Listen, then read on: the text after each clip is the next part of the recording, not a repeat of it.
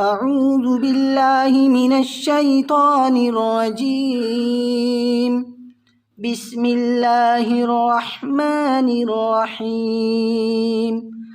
لا يحب الله الجهر بالسوء من القول إلا من ظلم، وكان الله سميعا عليما. إن تبدوا خيرا أو تخفوه أو تعفوا عن سوء فإن الله كان عفوا قديرا. إن الذين يكفرون بالله ورسله ويريدون أن يفرقوا بين الله ورسله ويقولون نؤمن ببعض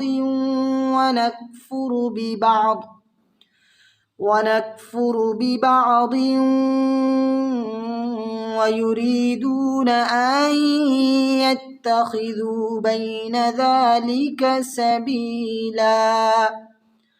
أولئك هم الكافرون حقا، وأعتدنا للكافرين عذابا مهينا.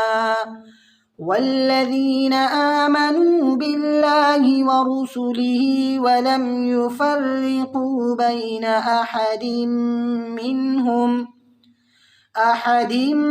منهم أولئك سوف يؤتيهم أجورهم، وكان الله غفورا رحيما.